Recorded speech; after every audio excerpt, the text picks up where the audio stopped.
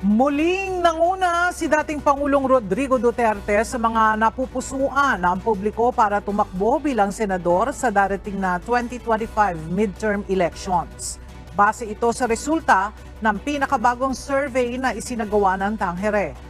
Mga kabayan, ginulat ni dating Pangulong Duterte ang publiko matapos muli siyang manguna sa survey bilang pambatong senador sa darating na 2025 eleksyon. Ito ay sa kabila ng kaliwat kanang pag-atake ng dating Pangulo dito kay Pangulong Bongbong Marcos Jr. Ayon sa ilan nating mga kababayan, patunay lang ito na mas naniniwala at umaasa sila sa mga Duterte dahil sa mga magagandang pamamalakad sa bansa, base na rin sa kanyang mga nagawa sa ilalim ng kanyang nakaraang administrasyon. Na sino nakinabang yan? Ako. Ako ang nakinabang. Pamilya ko. Nakinabang sila dyan sa ng mga patay na yan. Sino nakinabang?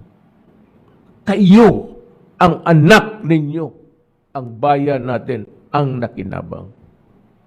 Sino nalagay sa alanganin? Ako, pamilya ko, yung buhay nila, gagantay ang mga yawa na yan. Ang nakinabang, kayo. Kayo, mga Pilipino.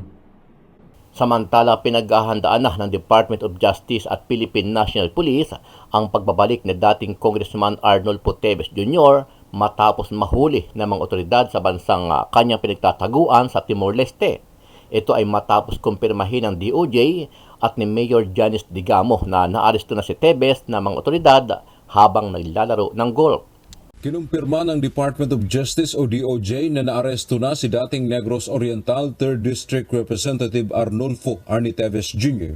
sa Dili East Timor o Timor-Leste bandang alas 4 ng hapon kahapon. Naglalaro pa umano ng golf ang expelled congressman nang arestuhin ito ng mga otoridad. Dahil dito, labis-labis naman ang tuwa ng pamilya Digamo dahil sa pagkakaaresto kay Teves. Ayon kay Mrs. Digamo, ang asawa ng pinaslang na si Governor Roel Digamo, mas marami pang mga testigo at biktima ni Teves ang magsisilabasan kapag nahuli at tuluyan ng nakulong ang dating kongresista na pinaniniwala ang mastermind sa malagim na pamamaslang sa Negros Oriental noong nakaraang taon. Practically everybody is rejoicing. Ang prayer ko lang po na talagang yung culture of silence dito sa aming probinsya sana tuluyan na talagang mawala. With him being captured, more will come out. No, I am really positive on that. Maraming nagsasabi na lalabas sila pag nahuli talaga siya. Ano ang masasabi mo dito, kabayan? Makakamit na kaya ng mga Digamo ang hustisya matapos mahuli ang former congressman na si Arnold Teves Jr.? Sama-sama nating panoorin ang buong video at pakicomment nyo po ang inyong mga reaksyon at sariling opinyon. Pero bago yan, muli po ako nag-iimbita sa mga hindi pa po nakasubscribe sa ating channel na Kabayan News PH, pakipindot po ang subscribe button at pakiclick na rin ang notification bell para lagi kayong updated sa mga bagong upload natin na legit at napapanahong balita. Maraming pong salamat. Etong nangyayari kay Teves, hindi ho ito something na wala lang. Ito pong nangyayari kay Teves, ito po ay pananakot sa lahat ng nag-o-oppose sa gobyerno. Ginawa nila yan from Bantag. Ginawa nila yan kay Teves. Ngayon, ginagawa nila kay Kibuloy. At iniisa-isa nila talagang hulihin. Si Bantag, nagkataon lang, magaling talaga magtago. Igurot eh. Totoo. Igurot eh. Kaya magaling magtago. O, di ba? Si Teves, kita nyo naman, pinahuli na. Tapos si Kibuloy susunod. Eto pakinggan nyo na maigi to. Napakaganda ng paliwanag dito. Pakingge. Higit isang taon na nakalipas sa Digamo murder case na kinasungkatan ni dating Negros Oriental Congressman Arnulfo Teves Jr. Balikan lang po natin ang mga pangyayari. March 4, 2023 nang patayin si nooy Negros Oriental Governor Roel Digamo at siyam na iba pa. Nangyari po yan nang pasukin ng mga armadong lalaki ang kanilang compound sa bayan po ng Pamplona. Politika ang lumutang na anggulo sa pamamaslang at nasangkot si nooy Congressman Arnie Teves at ang kanyang kapatid na si Henry Teves, na mga kilalang kalaban sa politika ng mga Digamo. March 6, tinanggi ni Arnie Tevez na sangkot silang magkakapatid sa krimen. Sumuko ang 10 suspect at karamihan sa kanila tinuro si Arnie Tevez bilang mastermind. Ayan ha, take note. Sumuko daw yung mga witness. Nagkataon namang Parang yung witness dun kay Bantag na nagsalita na, hindi ko pala na-play dito yun, na nagsalita na napinilit lang siya. Okay? Ito naman, sumuko din yung 10 witness. Tingnan ninyo ang mangyayari. nasa Amerika ang Noy congressman nang pumutok ang balita. Dito na siya nagmatigas na uwi ng bansa dahil hindi raw patas ang mga akusasyon laban sa kanya. Pati kamera, hinanap rin siya. Pero hindi pa rin siya nagpakita hanggang sa tuloy na po siyang tanggalin sa pagiging congressman ng Negros Oriental. May 9, sinabi ni Justice Secretary Boying Remulla na nasa Timor-Leste nga si Tevez at nag-apply para sa political asylum. Yun nga lang, denied siya. May 17, nagsampa ang NBI ng reklamong multiple murder, multiple frustrated murder, at multiple attempted murder laban kay Tevez at iba pa. Inihain po yan sa DOJ.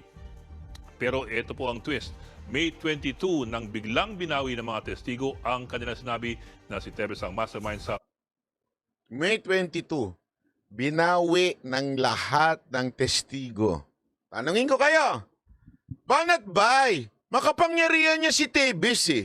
Madaming pera yan. Paano kung tinakot niya? Binagbantaan niya?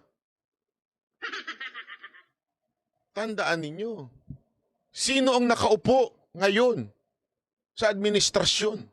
Sino may hawak ng kapulisan? Sino may hawak ng DOJ? Kalaban ng lahat ni Tevez yan. Ito pa, asan si Tevez niya para gumalaw siya at takutin niya? Nagtatago nga yung mama. Di ba?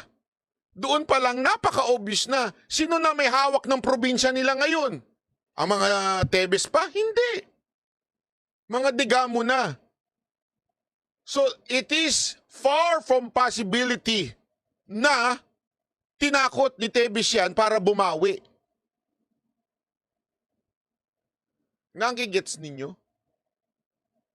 Malamang, nagkaroon na lang sila ng abogado at nung nalaman nila at sinabi, pinayuan sila ng abogado, sandali, mukhang sasabit ka. Mali-mali yung kwento mo. Mali-mali yung statement mo. Baka ma-perjury ka niyan. Baka tsaka sila bumawi. Di ba? Pero it is impossible na tinakot sila para bumawi. Wala nga si Tevez, nagtatago nga yung mama eh. Kinumpirma ng Department of Justice o DOJ na naaresto na si dating Negros Oriental 3rd District Representative Arnulfo Arnie Tevez Jr. sa Dili East Timor o Timor-Leste bandang alas 4 ng hapon kahapon.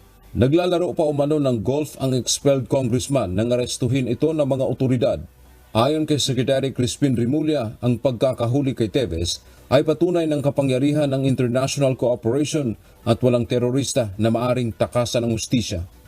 Dagdag pa ng DOJ, naging posible ang pag-aresto kay Tevez dahil sa pakikipagtulungan ng law enforcement agencies tulad ng International Police o Interpol, National Central Bureau o NCB sa Dili at East Timorese Police. Si Tevez ay nasa kustudiya na anya ng Timorese Police habang inaayos pa ang extradition o pagbabalik nito sa Pilipinas sa pakikipagtulungan ng NCB Dili, NCB Manila at Philippine Embassy sa Dili. Tiniyak ng DOJ ang regular na pagbibigay ng update sa pagbabalik kay Tevez sa bansa. Hinikayat din ni Remulla ang dating mambabatas na harapin ang paglilitis ng Korte ng Patas. Si Tevez ay nahaharap sa patong-patong na kasong murder kaugnay sa pagpatay kay Negros Oriental Governor Ruel Digamo at ilan pang sibilyan noong March 2023. Yun sa may bahay ng napaslang na si Governor Ruel Digamo na si Pamplona Mayor Janice Digamo, umaasa sila na agad ding mapapauwi ng bansa ang pangunahing suspect sa pagpatay sa kanyang asawa at ilan pang sibilyan. Bukod kay Mayor Digamo, tuwang-tuwa din anya ang mga pamilya ng mga namatay sa Pamplona Massacre ng iba pang nadamay nga dito sa pamamaslang noong March 4, 2023. Ito ay matapos makumpirma na nahuli ng mga otoridad sa Dili, Timor-Leste si dating Congressman Arnulfo Arnie Tevez Jr. kahapon March 21. Ayon kay Mayor Digamo, umpisa na ito ng kanilang hinahangad na tunay na hustisya para sa namatay nilang mga mahal sa buhay. Practically everybody is rejoicing. Ang prayer ko lang po na talagang yung culture of silence dito sa aming probinsya sana tuluyan na talagang mawala. With him being captured, more will come out. No, I am really positive on that. Maraming nagsasabi na lalabas sila pag nahuli talaga siya.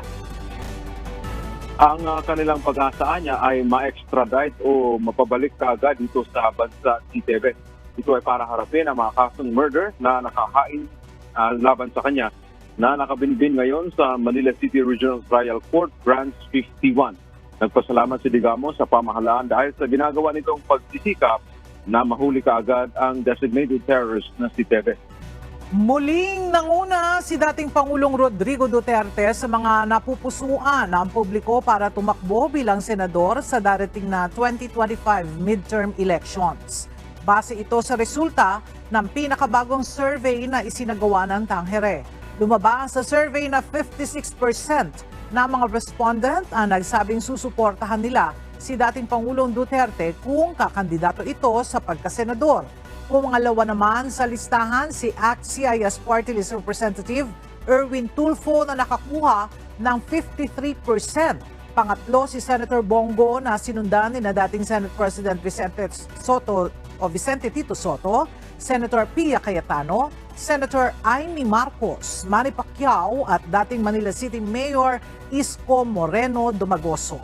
Kabilang rin sa mga napupusuan ng publiko na tumakbo sa pagka-senador sina Ben Tulfo, Senators Ronald Bato de la Rosa, Francis Tolentino, Lito Lapid at si Dr. Willie Ong.